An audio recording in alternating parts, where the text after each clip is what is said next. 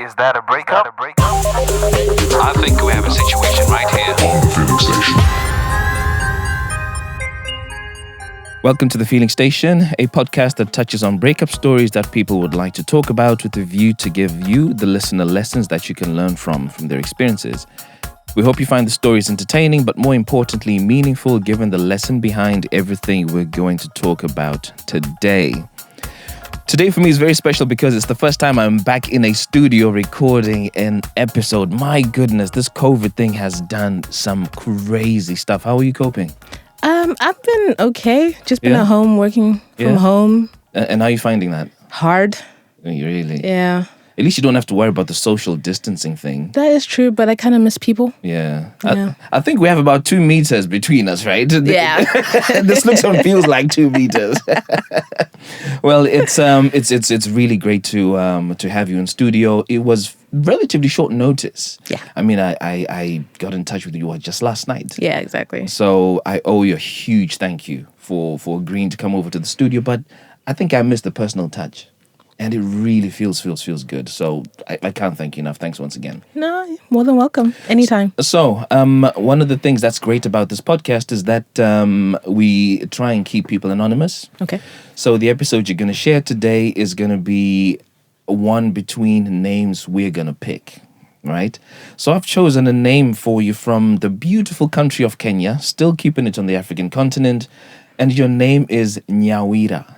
Right? Nyawira. Yeah, which is Nyawira. You might want to write this down. Nyawira, Nyawira. And what does that mean? That means one who's hardworking. Okay. Is that reflective of you as a person? As Are a you- person, yes. Oh, yeah? So this is for me. This is my name. Yeah. Okay, This yeah, one's that for one's you. fine. Okay, yeah. All right, okay. That one, I'm good with that one. Now, here's the interesting bit. You need to give me a name that you want to give the guy you're going to talk about. Okay. Have you thought of any names to give him? So I'm thinking. Don't think too hard. This is always the fun part because nobody ever comes up with the name on the spot. Be creative. Don't make it a dull name. Okay. Yeah. Has to have meaning, shouldn't it? It doesn't have to have, well, yeah, I guess if it should have meaning that's relatable to your situation, that'll be great. Can I call him asshole? Wow. No. Okay. Let's be serious. This is hilarious. This has never happened. Oh my No, okay, goodness. let's call him sorry, it's taking a while. Yeah, that's cool. Patrick. Patrick. I was gonna go for lovely. Well, one of the key words here at the beginning was be creative with the name. I mean, I'm not saying Patrick is not creative because we might have a Patrick listening, but True. But come on. Okay, cool. We'll go with Patrick. Okay, let's do Patrick. Yeah, Patrick will work. I So can this remember is Patrick. So this is a story about Patrick and Nyawira. Nyawira. Right. So again, one of the things that's great about the podcast is people learn lessons from the experience you're going to share today. Yeah. Do you have a lesson or lessons you would like to bring to the table? I have a couple. Oh, a couple. Yeah. Good. Okay. Okay. So the first one is trust your gut. If it doesn't feel right, then it's probably not right. Mm-hmm. And I kind of learned that the hard way. Okay. The second is people tend to go into relationships kind of broken. So if you need professional help before you get into a relationship, go for it and get it. Because we've got too many people going into relationships that aren't really feeling themselves or they're Yeah. not confident in themselves. And then hurt people end up hurting people. Exactly. Yeah. Exactly. In my case, I had extremely low self-esteem when I went into my relationship. So, Okay. yeah. Then the next is we need to change the way we speak to our young ladies. At the moment, we are told marriage is this amazing thing and that's what we should aim for. I have a degree in electrical engineering. I think I've got a pretty good job. Yet whenever I go to the village, the first thing I'm asked for is, where's your husband? Why don't you have Okay. children? Okay. So, yeah. So That's a so big so issue. when you say we need to change how we speak to our young people, you're talking about the way that adults speak to both men and women, or just women about marriage. I think it's both men and women Okay. because it's put up on this pedestal. Yeah. And yeah, I don't think it's everything people make it out to be. Okay. But that's my opinion. Interesting. Everyone could have their own opinion. Interesting. Then normally in a relationship, women build up men. Mm-hmm. If he's not building you up the same way, there's a red flag there. And you need to kind of look out Interesting. for that. Yeah, I'm gonna delve into that because I know some men who really build women like really, really well. Yeah, And I know you I said didn't get that one. Okay. And then the next one is don't be naive. Okay. I think I was very naive. Don't be naive. Yeah. Now that was quite a few lessons. I'm gonna try and see if I can remember them. So if my memory serves me right, I think your first one was trust your gut, and then get professional help if you need it. Change the way that you speak to young people. If he isn't helping you and building you, that's a huge red flag. Act upon it. And the last but not the least is don't be naive. Yep, exactly. Awesome. So we're going to get straight into it. How did you and Patrick meet? I met Patrick in primary school in grade 5. Grade 5. Grade 5. That means you're like 10 years old. Yeah. 10? Wow. Okay. But we didn't really talk. I was pretty geeky back then. So we didn't really, I wasn't really into the boys or anything. I was kind of into my books. I was one of those good girls, into her books. So we went through primary school, grade 5. He actually left the country and went to Sierra Leone for a bit. Then he came back in grade 7. Okay. And then I guess we kind of had a couple of conversations and then we didn't speak. We kind of went our separate ways. I went to a lovely school and I'm sure he went to another school somewhere. Right. I then finished my A-levels and I went down to South Africa where I studied at Cape Town University. Oh, yeah? And one day I was walking around Lower Campus and this guy just called out my name. And like, I was looking a hot mess. My hair wasn't done. I was about to go get my hair braided. My hair was in a bun. And this guy just jumped out at me. And he's like, it's you. Oh my God. I mean, your name sorry. is... Yeah, I mean, that's okay. I'll fix that. Don't worry. Okay. Nyawira. Yeah, it's you. Yeah. And it's really weird because at that time, the house I was staying in, I had to kind of move. And I'm a tomboy, so I kind of lived with a bunch of guys. And I was moving into a new digs with these guys. Yeah. And we had to sort of stay in another place for a little bit before we moved in. So he was, the day I met him, he's like, why don't you just come and stay with me? So, I was like, dude, I don't know you. okay. But he's like, no, don't worry. We're homies. You'll be safe with me. So you guys were just at the same uni by pure chance, coincidence? He wasn't at the university. He was just in Cape Town. And he was just visiting Cape Town and then bang, you guys met. He was studying a pilot's course. Okay. And then we just kind of met. He said he'd noticed me a couple of times and he didn't want to approach me. But then he got the courage one day. That is very interesting. Yeah. I would have thought it would have been easy for him because you guys went to the same primary school. So it's not like you were a complete stranger unless you was a naturally shy guy or something. I don't think he was shy. No? Okay, all right. So he approached you, yeah, calls out your name. Yeah. And then from there, we just started talking. We actually got I stayed with him for like, I think 3 nights. Yeah. So he stayed in his bed and I stayed on his futon. So it was pretty cool. At least I had somewhere to stay. And then I moved into my apartment with my homies. And we just kept talking from there. Yeah. And we actually had a thing every Wednesday. We'd go to a bar called Stones and play pool together. Just the two of you? Just the two of us. Okay. And we would just have fun, just talk. He actually bought me my first flower. Ooh. Yeah. Nice. But it was yellow. Yellow? Yeah. Okay, what color did you want this to be? I wanted it to be red. But he got me a yellow flower. He was doing a bit more than the ordinary. Which I think is quite nice and special. But we weren't even in a relationship. We were just friends. So maybe that's why it was yellow. Yeah. Yeah, I suppose. Okay. But yes, so I was in Cape Town for about 2 years. And in that 2 years, we met up every Wednesday. We would hang out quite often. We would go eat out and just kind of hang out as friends. And then I left Cape Town and he also left Cape Town at the same time. He went back to Zimbabwe. And he went out to help his family and all of that stuff. And I came to the UK to do my degree and work on me. Okay. In that whole time, he kind of just asked me out over the phone. So it was like a long distance relationship. So he asked you out. He asked you to be his girlfriend. He said whilst he you were in wanted the UK? He said he wanted to sleep with me. Huh? Yeah. That's how he asked you out. Yes. Wow.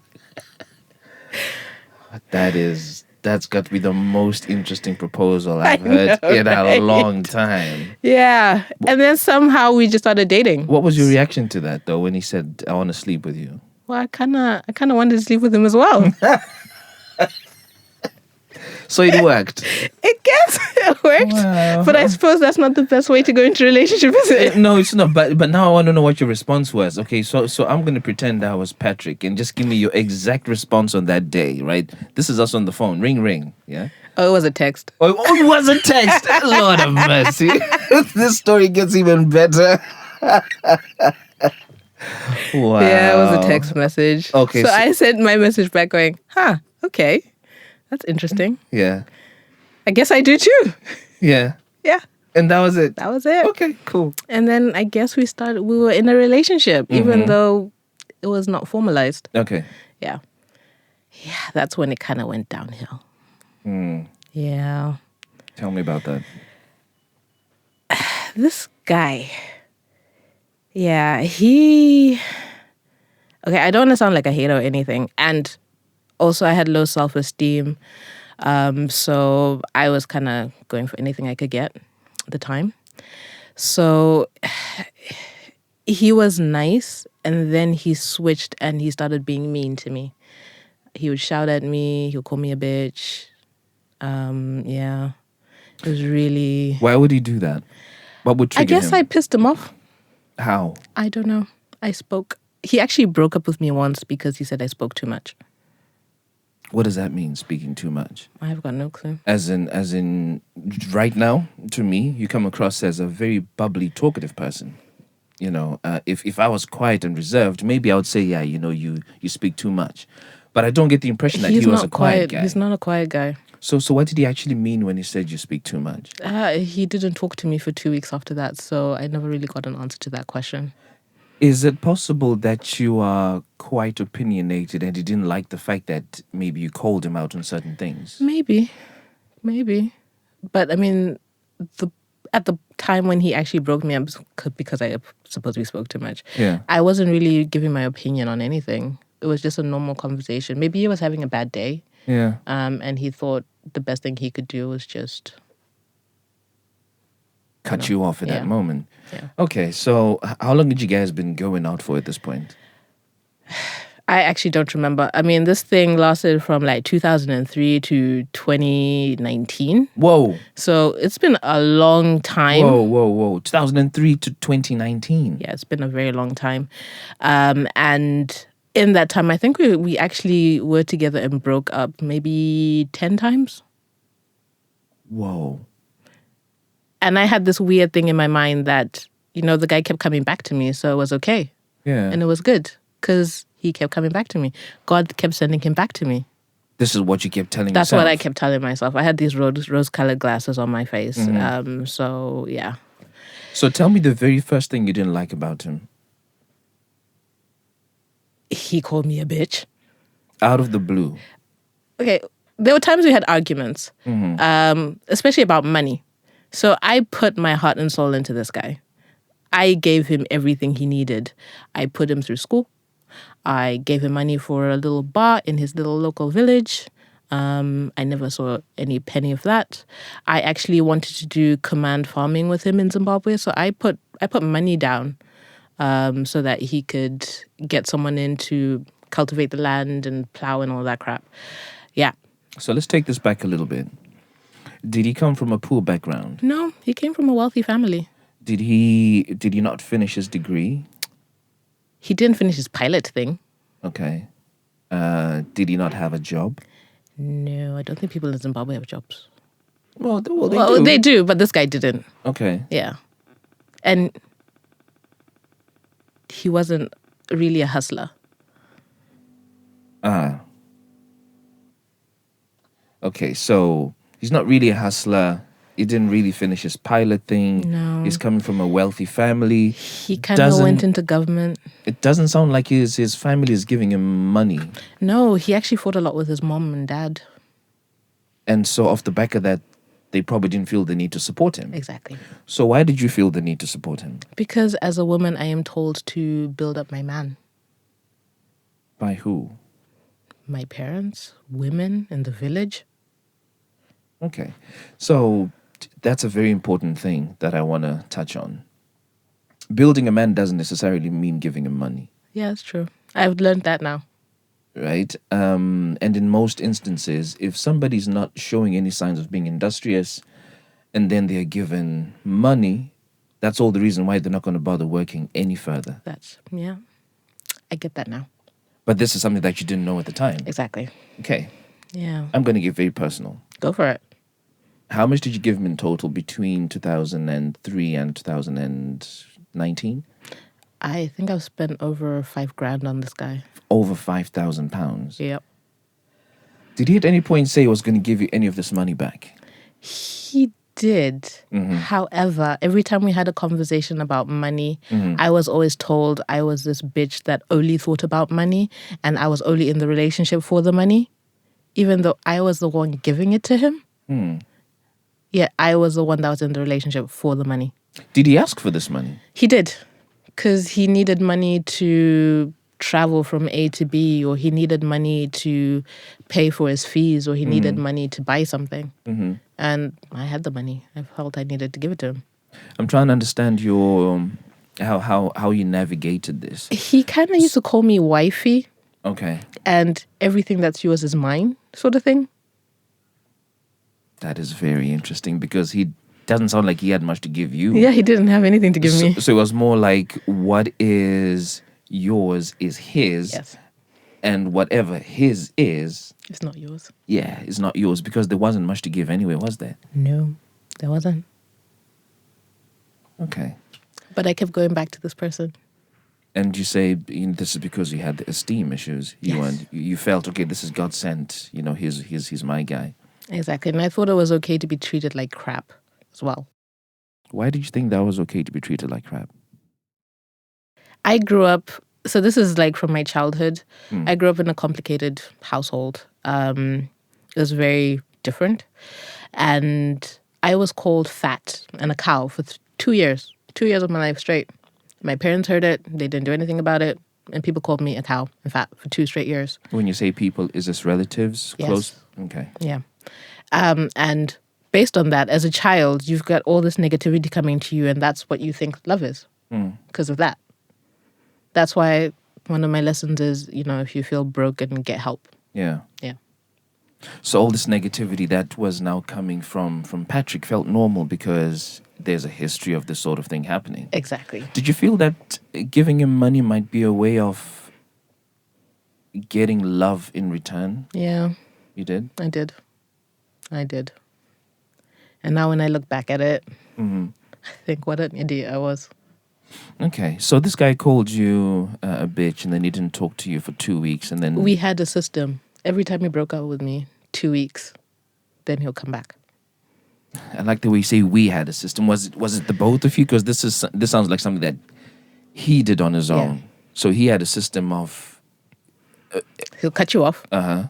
He'll 2 weeks. scream at you and then cut you off for 2 weeks and then he'll come back. So did you ever scream back at him? I did. What sort of things did you call him?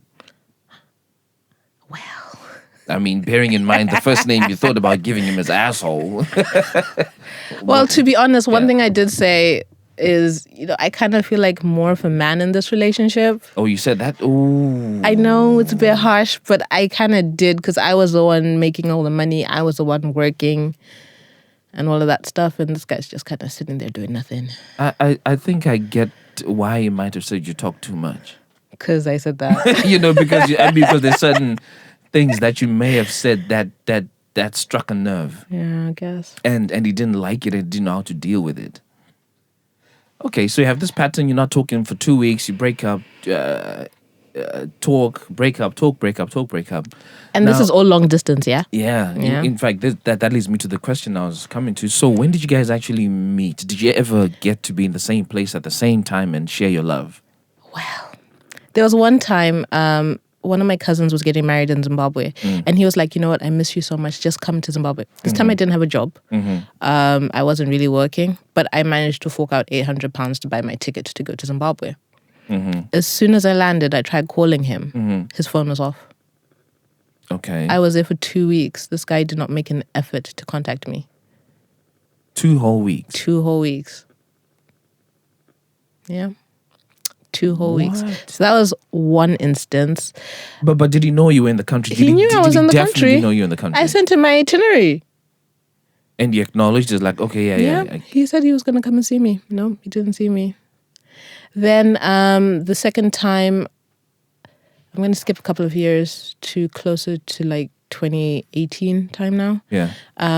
I was coming to Zim because I needed I was going to Zim, because I needed a break. So I went to this nice little place in Gweru, and I was like, you know what, come over. Mm-hmm. At this point in time, he was going through this weird situation Mm-hmm.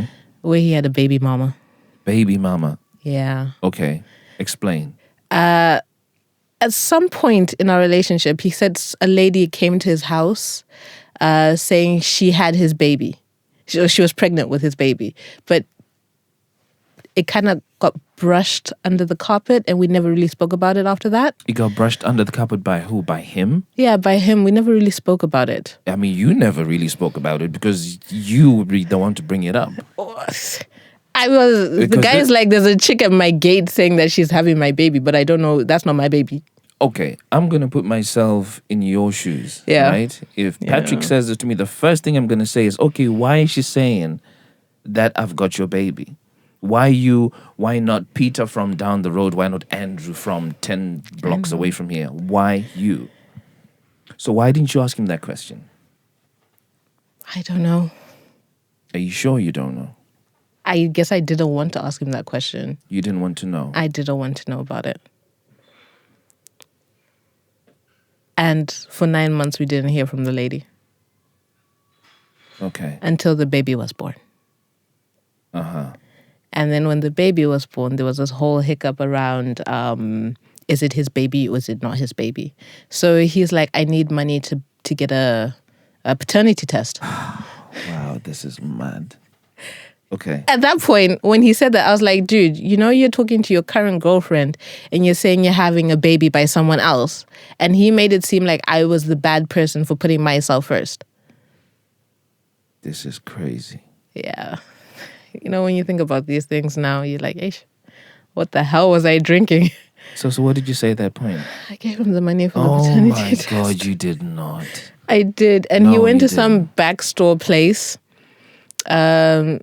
and it came back positive. Same. Oh, 199% Yeah. that he was the baby's father. Right? Yeah. Yeah. It gets weirder. Uh-huh. So he doesn't have a job. He's trying to support this child. She wants to get married. So I'm like, dude, I need a holiday. So I'm coming to Zim. If you want to come see me, I'm going to be in Gweru. Come down. So he came to Gweru with me, right? We had this, it was supposed to be like a romantic night. Yeah, it was the worst night in my life. What happened? He didn't get me. He didn't try do anything to make me feel amazing. He was like this bull in a china shop, just get in and get out sort of thing. In the end, we kind of never really did anything. We kind of just sat there and looked at each other because I couldn't deal with it. And the entire time he was there, he was bad-mouthing this chick that just gave birth to his baby. And you sat there and you just listened to all of it. Yeah, I just listened to all of it, like the good little lady I was. Then I was there for, I think, 3 nights, and he left after 2 nights, even though the plan was he was going to stay. And when he left, the cab that took him, he said that he paid for me to get a cab to be able to go get a bus, right? When it came time for me to leave, I got in that cab. The guy was like, so, you know, your boyfriend didn't pay me. Wait a minute. Then I was like, but he sent me a message saying that he paid and everything. And I tried calling this guy and he didn't answer his phone. Jeez. So I was now stuck in some country, well, in Zimbabwe. And all I had was US dollars on me. And I didn't have like a phone to do like a eco transfer, those eco cash items. Yeah. So, yeah. Those are very confusing. They are. You know, sometimes if you haven't used them enough. They use certain codes. Exactly. If you don't know the codes, you just get stuck. So I had to give this guy $20 US just to take me 20 for like a bucks. 10-minute drive. 20 US After bucks. this dude said he had paid for it. And then in the evening, I managed to finally get hold of him. Then he started yelling at me about, who do you think you are? You already know the whole situation without me even having to explain anything. You know what? Whatever. Cut me off. And then 2 weeks of silence again. Yeah. Because this is the norm. This is a norm. Yeah. So I waited my 2 weeks. I was back in the UK by then. So I waited my 2 weeks. And at that point, the girl moved into his mother's house Wait a minute. because No. she said it was his baby. Yeah, I mean, the DNA test, confirms the same thing. It gets crazy. But you were in the same room with this guy Yeah. for 2 nights. You could have got the detail about what happened to this woman, who this woman was, and why he did this to you guys. It doesn't sound like you had that conversation. No, we didn't really have it. I just listened to him moan on about the child and how much money it cost them. Wow. You still didn't want to know anything about the situation? Even I though had rose-colored glasses on the entire time. you I wanted someone to love me. Mm. So why am I going to anger the person? Who's giving you why are you going to anger the Supposed love. person who's giving you your idea of love at that time, Yeah. which was somebody who's abusive because you understood that to be the love language from a long time? Yeah. This is deep. This is horrible. So she moves in. She moves in, and now she's living there. She lived there for about, I think, 3 months, and she wanted to marry him. So at some point, I don't know, it got violent, and she had to get out. And then they went to court, and they did another paternity test. That one showed he was not the father. Like, how does that even happen? Oh my gosh. Wow. So at this point, I'm kind of a little bit fed up of the whole situation. I thought you might have been relieved, that at least, okay, this is not the father. No? No. Because he made some joke when I met him some other time where he's like, so you're not going to try trap me, right? Yeah. So no, I wasn't really relieved. At least I was kind of hoping if he was the father, then it would kind of give me an out. Yeah. And now that opportunity kind of went. Why couldn't you just leave on your own will, of your own accord? It didn't feel why, right. But why did you feel you had to be given a reason when he was giving you 1,000,001 reasons? He was calling you a bitch. He was taking your money. He was making you pay more money. He was lying to you. Sorry, my voice is a bit funny. He was lying to you about paying people that he hadn't. There were mysterious baby mamas coming in and out. You had 1,000,001 reasons to leave. I don't know. It just didn't feel right. Wow. Yeah, I guess I was really, when you've got like low self-esteem and you just need someone to love you. And when everyone's saying, where's your husband? Where's your husband? Anything you can kind of get as a man. To show for it. Yeah. Man, I almost don't know what to say. Yeah. Because of how deep this is sounding. And like my issue is I didn't really have anyone to talk to about it. Did your family know about Patrick? My sister did. So when this girl moved in, where did she move into? Into his? Into his parents' house. So they knew her. Yeah. They didn't And know they didn't me. know about you. No. Did you ever ask him why he hadn't told your family about you? I mean, why hadn't told his family about you? No, that never really crossed my mind. Why? Honestly, I just kind of thought about him and him only as this one individual. I never really thought about his family. But no one is ever just an individual. Everyone is a family. You marry Into a family. into a family. So if you were thinking, I found someone, this is somebody who could be my husband, I would have thought maybe you might have considered the fact that he is part of a family and you'd have wanted to get involved with this family? No, not really. I never thought about that. Okay, so what happened next? So he wanted to try again. So we decided to go to Cape Town. Well, I wanted to go to Cape Town. So I paid for him to come down to Cape Town. I got a nice Airbnb. He stayed with me for one night. I was there for 2 weeks. So where was he the other 13 I don't know where nights? the hell he was. But he came to Cape Town.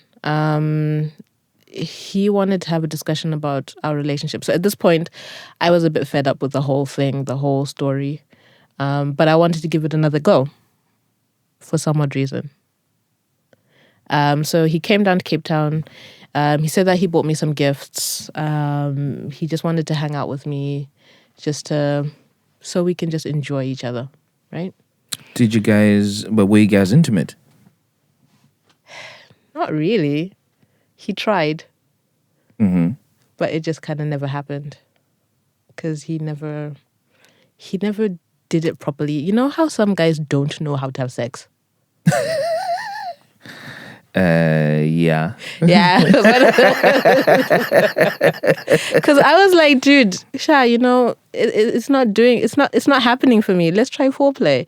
He's like, what's foreplay? Oh my God, no. He's not one of those, is he? He's one of those. Jeez. Yeah. Yeah. So 0 foreplay, which means it never really happened because half the time you weren't ready for it anyway. No, I wasn't. And even when he did try, it just felt like glass.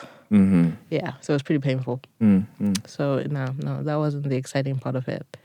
I guess it was just me trying to be with this guy.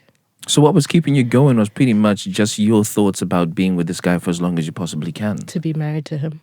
Wow. Yeah. Okay, so he came to Yeah. Cape Town. He saw Came you to for Cape one night and then he vanished for the other 13. He walked out on me. He said, I'm coming back this evening. Yeah. And he never came back. He literally just walked out on me. That's where I was like, nah, you know what? No one walks out on me. So what did you do with yourself the rest of the trip then? I went on a beautiful holiday. I went up to Table Mountain. I went to the beach. I enjoyed my holiday. At this point, were you now thinking about at least meeting other guys? No, it was too soon. Like, dude, the guy walked out on me like 2 days ago. I can't be meeting other people yet. But how long had you been together at this point when you walked out? Yes. 5, 10 years? No. Yeah, over 10 years. So over 10 years, and then you looking for another guy at that point, you feel is too soon? Yeah, don't you have to heal yourself after like a breakup? But you guys had multiple breakups Yeah, I in breakups in 10 years. I just didn't feel I was kind of ready to look for anyone yet. I felt it was too soon for me. Okay. And I mean, this is the guy I thought I was going to spend the rest of my life with. And he literally just walked out on me and now I'm over it. I can't start looking for another guy. Okay. It starts feeling like you've hit breaking point. Yeah. Yeah, at this point. And then what happened next? So I enjoyed my holiday. I came back to the UK. He called me and he was like, you know what, let's be friends. So we tried the whole friendship thing. Then he's like, you know, I'm thinking of changing myself and I want to go to a psychiatrist. So he's like, can I have some money? And me being the dutiful person or the friend I am, I sent him money to go to a psychiatrist. Let me ask you this question. How did you giving him money make you feel? Did it make you feel good? No. I felt like I was wasting my money, but he's my friend. So it's okay to waste my money on my friend? That's what I thought at the time, yeah. Okay. Yeah. So he went for a couple of sessions, I believe. I think he did about 10, and I covered the cost of all of that. And at this point, we're just being friends. We're not doing anything that we shouldn't be doing. Then at one point, he's like, my dad needs some money. Can I have some money? I was like, bruh, no. We're not doing this anymore. I can't be giving you all my money. You owe me money. You actually owe me money. Then he started going into the whole spiel about how I only care about money. No, and yeah. that's... The shouting. Yeah. Before the 2 week silence comes Exactly. silence comes in. Exactly. You are one patient woman. I think I was just desperate. Like, wow. Yeah. Yeah. Then I didn't talk to him for a little bit after that. And when I started talking to him again, I noticed on his WhatsApp image, there was a young lady on his WhatsApp image. And I was like, oh, wow. What, is that like your girlfriend? I was like, yeah. Then I was like, you know what? In the entire time we dated, I asked you to put me on your WhatsApp and you never did. And he's like, well, you know what? Now that I think about it, I would have done that. But was it important for him to put your picture up? It was important to me because, Why? I mean, he's putting this young lady up and showing her off to his people. But this is after the After. fact. Yeah, so, after the fact. So let's talk about you asking to have a picture up during your time. Why was that important to you? I wanted him to show me off. I wanted him to show that, you know, this is my girl. He never did that. Okay. He So seeing never that did picture, how did that make you feel? It made me feel like crap. Yeah, it made me feel like crap. Because I put so much effort into this man. I built this man. I practically made him. Yet, he's got some other young lady there. Easy like that. No. And then they got married after 6 months. Oh my God. No, actually, before they got married, he called me and he went on about how he loves me, how I was the best thing that ever happened to him, how I reminded him of his mother. He said, you know what? I swear I would have got cows for you. And my only question was like, so why didn't you do that then? Why is it coming now after the fact that you want to now get cows for me? And what was his response to that? He was like, well, I can't really say that. I mean, at the time I wasn't thinking straight. Wow. And then I was like, you know what? I'm sorry. We can only just be friends. I don't want to do this anymore. It's been so long. I've put so much effort into this. I don't want to do this anymore. Then a week after that, he did his Aurora ceremony. That's where they do the cash transfer. Yeah. And how did you know about all of this stuff? He's telling you all He of was this? telling me. He was telling me. He sent me a message. Oh, look, I did my Aurora ceremony. And how would you respond? Okay. Would you be happy for him? Oh, well done. No, yeah. no, I had a bit No? of a breakdown. Yeah. I mean, understandably. Yeah. I was really hurt. I mean, after so many years of my life poured into this individual, after 6 months, he married someone else. And I still have not seen my money yet. He said, one thing, when he invited me to his wedding, He invited you to the he wedding. invited me to his wedding. I was like, you know what are you guys going to do for money? Because I used to be your support. Then he's like, you know what, it's none of your business. I'll call you after the wedding so that we can discuss money. And he hasn't called me since. I think it would have been ideal to actually call this guy asshole. You know, just like you thought at the beginning, instead of Patrick, because, man, he's just delivered a ton load of bullshit He is to you. special. Yeah. And now I look back at it and I think, wow, I wasted so much time on such an idiot. I guess you couldn't have known better. Yeah. See, if I had talked to people about it Yeah. and compared notes with someone, I wouldn't have known that it wasn't right. Sort of thing. And you wouldn't have known that it wasn't okay Yeah. to do things that way. I mean, I'll just run through the lessons. So the first one that you had was trust your gut, right? If it doesn't feel right, walk away. So Yeah. we haven't really spoken about your gut. What was your gut telling you from 2003 to 2019? There must have been one constant message It was telling me to run away, but I ignored it. because you felt this is what love should be And like. I This thought is what he should was feel going like. to be my husband. Yeah. Yeah. And then the next one was get professional help if you need it. So is this professional help on his part? No, this was more on my part. Okay. I was broken when I went into that relationship. So I had warped views. yeah. So get professional help. I should have gone and seen a psychiatrist. But as black people, we don't do that. Because we're told to be strong. Exactly. So have you sought help since? I have. I have. Have you found it useful? It's a lot useful. Yeah. Yeah. Yeah. I haven't really had a relationship since yet. Mm-hmm. I'm on the market if anyone's looking. But yeah, it did help. It did help. I feel like I'm a different person now. Okay. Yeah, Because healing is a very important thing. exactly. And one of the things that my dad constantly told me and continues to tell me is to express every emotion in full. So if I'm sad, be as sad as you can, because you can't get any sadder, and you can only get happier from that point. Yeah. And if you're happy, be as happy and ecstatic as you can. So for you, do you feel you've expressed the maximum amount of hurt from this experience, or you still feel traces of it? I think I still feel traces. Because unless and until you feel that to its fullest, it will continue to hurt you and bug you for the next relationship. Yeah, I'll work on that. So you broke up a year ago, Yeah, a year ago. and do you feel better today than you did when you originally broke up? Yes, I don't cry as much anymore. Okay, so the slowly healing getting is working. Yeah. Okay. The next lesson that you had was change your. Grown-ups need to change the way that they speak to young ladies. So for you, do you have any young people that you speak to who are very keen on marriage? They just want marriage. Yeah, my little cousins. Mm-hmm. Yeah. So what advice do you give them based on your experience? Marriage is not just the only thing. Mm. Even if you have a good job and you're happy, it's okay. Don't let these people in the village talk about where's your child. No. Mm-hmm. You don't need, no. Make sure you are happy about you and everything about you. Yeah. Marriage will come when it comes. Yeah. Yeah.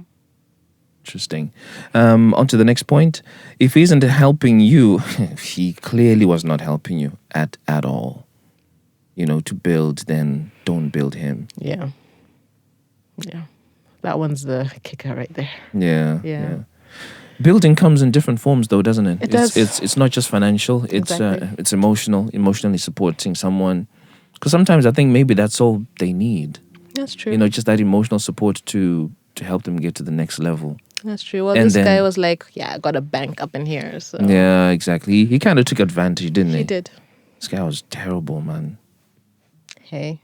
And then the last one that you have is don't be naive. Yeah, I thought it was guess like we a ju- fairy tale thing. You meet in primary school, you get married, you live happily after. Yeah, no. It's not like, life is not like that. Yeah. Yeah. So you say you're back on the market. If a guy comes to you now, what's the first thing you really look for? What are the first top 3 things you look for? Does he need to have a job? Does he need to be? He needs to have a job. Mm-hmm. He needs to hold a conversation, be able to hold a conversation and not tell me that I am talking too much.